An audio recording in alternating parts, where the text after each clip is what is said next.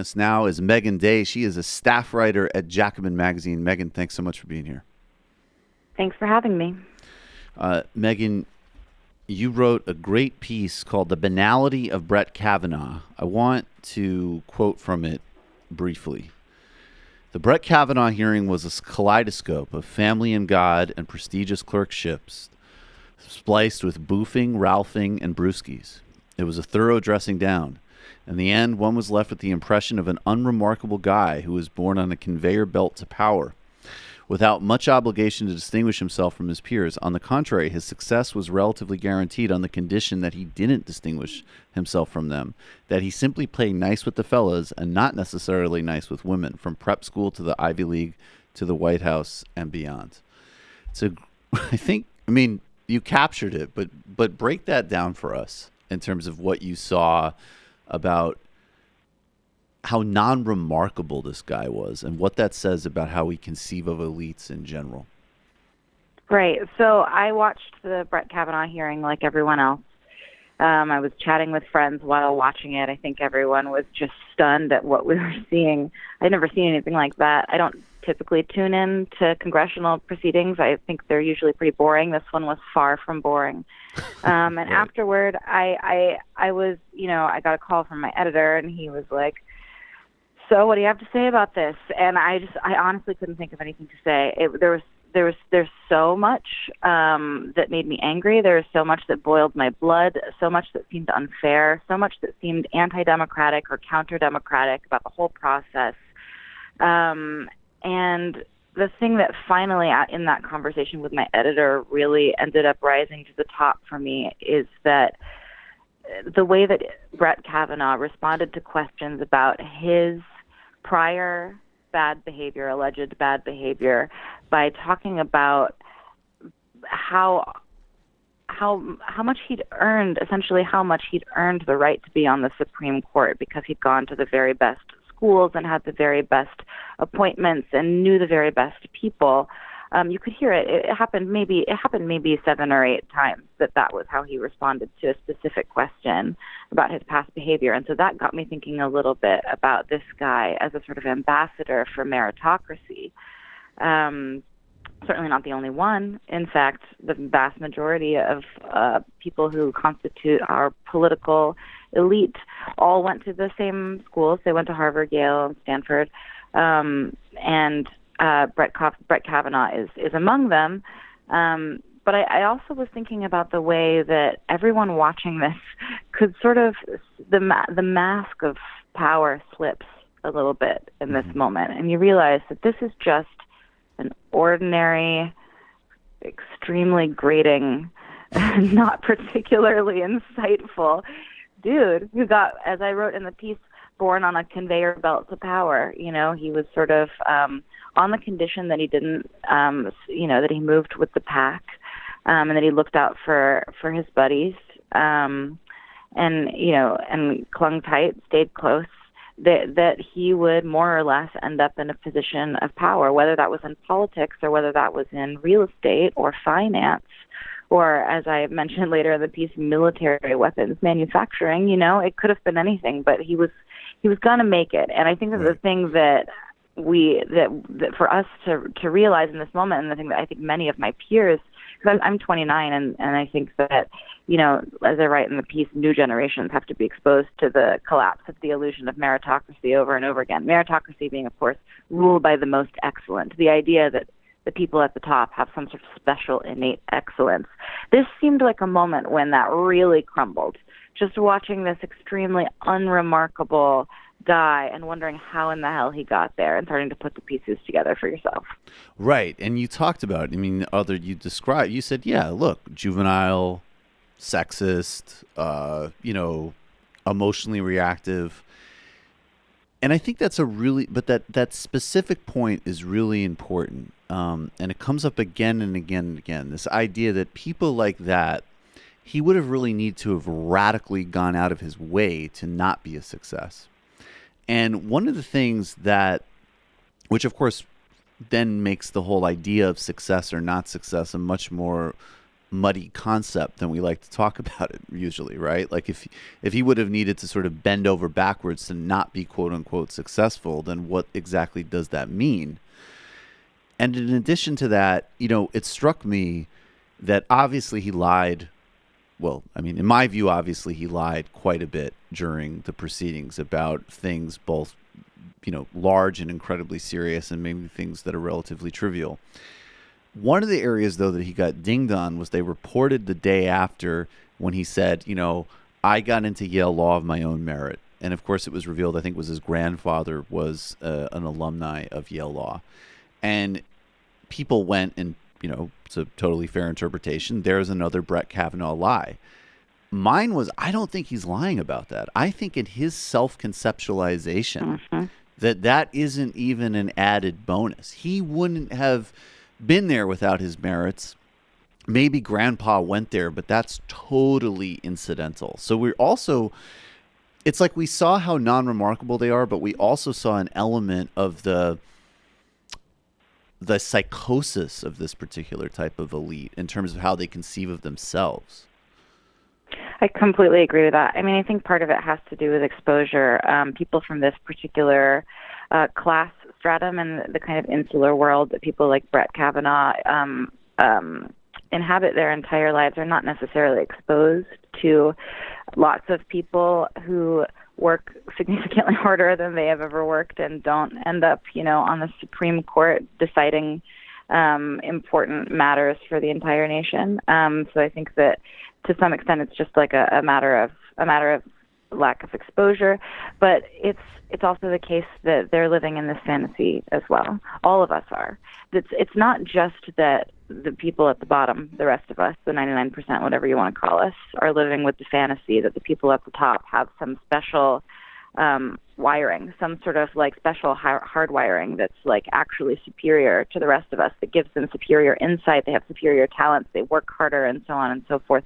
They actually believe this as well. It's sort of self-justifying. It's what keeps them going. And, if I could speak a little bit on my own journey through meritocracy. Please. First of all, it's an important ideological component of capitalism because it is the justification for inequality in the United States. The idea that if you are at the top, it's because you worked hard and you had what it takes to get to the top. And that, of course, contains in it a secondary or corollary logic, which is that if you're at the bottom, it's because you didn't have what it takes or you didn't work hard enough to make it to the top. And anybody can make it from the bottom to the top. That is a rough description of what meritocracy is. As you can see, it obviously functions extraordinarily well, and it dovetails very well with capitalism. It's a sort of ideological mechanism of capitalism, if you will. For me personally, I think that despite, being, roughly a progressive or a left liberal for a long time, I think I had still a latent understanding that there was something superior about the people at the top for a long time, specifically until the 2016 election. And with the 2016 election was the moment when it was my big sort of emperor wears no clothes moment. In particular, I was increasingly frustrated by the fact that the Democratic Party frequently refused to stand firmly, consistently, full-throatedly on the side of working people. But I figured that there was probably some reason why that was the case, besides just like sheer thick-skulled inattention to the masses. Maybe the people in charge know how to win. They're in charge of battling Republicans because they know how to win. That's why they got that job. They got the job of a critical job of defeating the right because they're the people who are good at that sort of thing, right? Mm-hmm. And we know they're good because they're in charge, right? Do you see how meritocracy is a sort of tautology? Right. This completely fell apart for me during the 2016 election. I was like, these people do not know what the hell they're doing. And in fact, they're really screwing it up for all of us. And in fact, that's exactly what happened. Every sort of all of the resistance of the Democratic Party to embracing the passion, the left energy of its own base, and instead trying to strike some sort of pose that was carefully calibrated to both siphon off a little bit of that progressive energy from the base, but also make the donors happy and also make the moderates happy, and so on and so forth. It just was a recipe for disaster. And of course, Hillary Clinton won the popular vote, but you realize the Democratic Party lost control of both houses, and this is a decades-long problem. We're now about to lose control of the Supreme Court, obviously. So for me, that voice, the little voice in my head that was always telling me, the people at the top are there because they're better at solving these problems. It fell permanently quiet for me in 2016. It made it easier for me to see that something similar was happening in the Brett Kavanaugh hearing. I think that there are plenty of people watching that who assume that people on the Supreme Court, people who are nominated, get to the point where they're nominated to be on the Supreme Court, must have superior judgment. These are the highest judges in the land. In fact, what you see is that they're just at the top because they're at the top, because that is where they were born. That is, all of the structures were in place to float them to the top, specifically on wings of respectable pedigree and impressive social connections. And they don't have better judgment than you, and they don't have superior insights or talents. And here's the most important thing: they would absolutely hate for us to realize this, because they don't have irreplaceable qualities or insights that would oblige us to put up with their bullshit. Right. I mean, these people make decisions that devastate the lives of millions of people, and we give them a pass because we assume that they're best suited for the task. When we realize that they aren't necessarily, I think that inspires a lot of popular political confidence.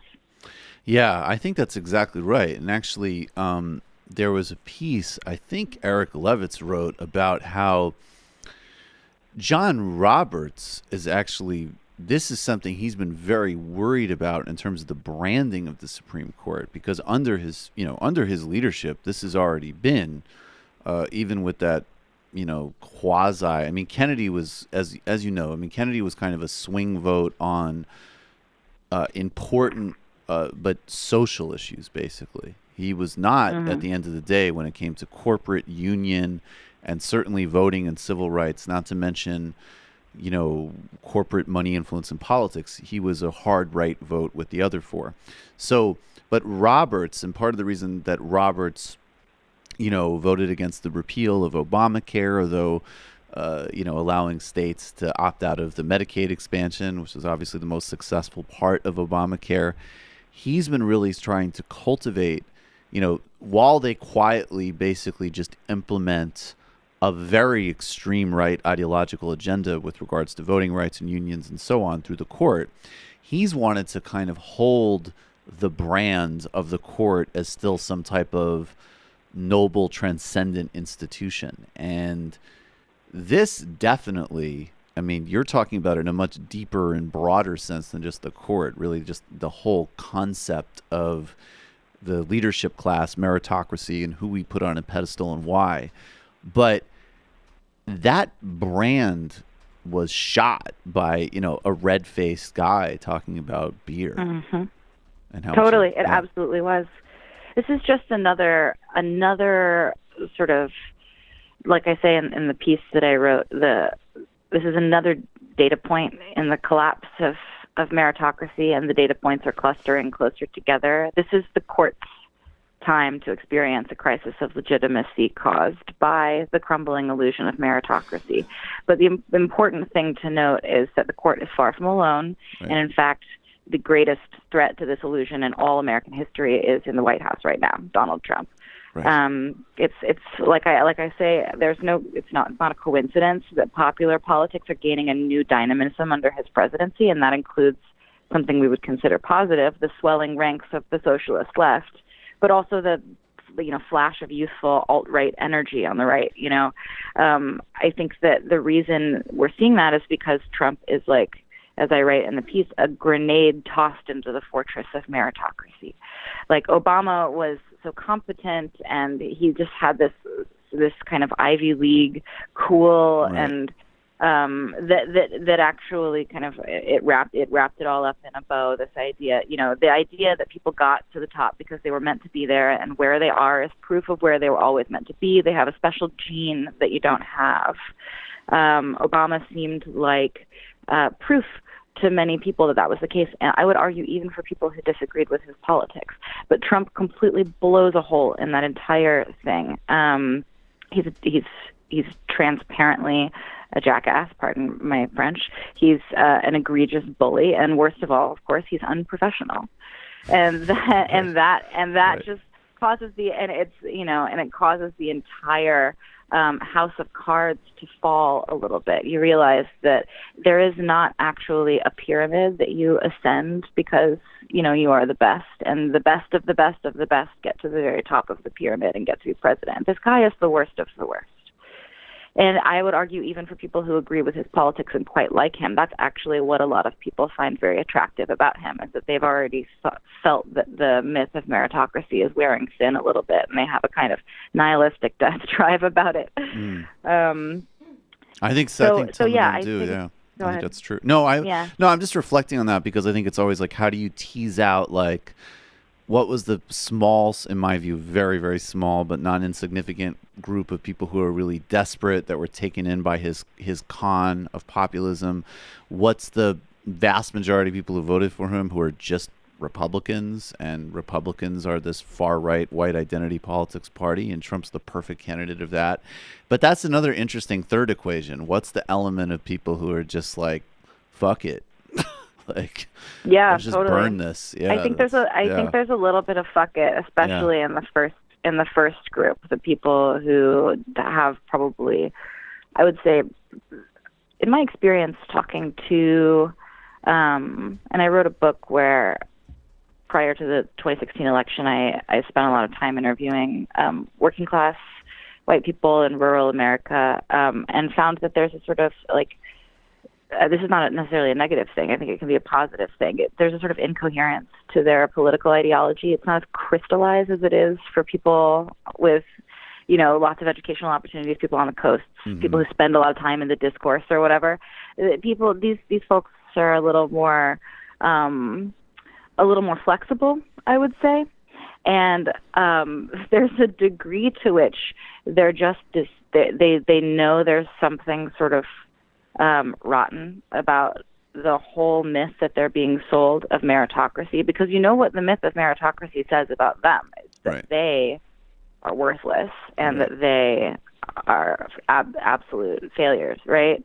And there's a certain degree of an element of pride in blowing that to smithereens by rejecting the polished and professional candidate who comes from the world of the elites, the world of people who graduated with the best degrees from the best schools and know all the best people, and instead choosing someone who appears to be an outsider. Though, of course, the problem in the United States is that we have a lack of class consciousness, and so people don't realize that he is in fact an insider of the capitalist class. They see him as a political outsider, and I think that that's attractive to people who are extremely resentful about the effects of the myth of meritocracy on their own sense of self-worth, I think. Yeah, no, I think that's true. And it's also very funny, too, to kind of even go with the campaign frame of like, well, we might be able to rescue your kids because they might not suck as much as you do.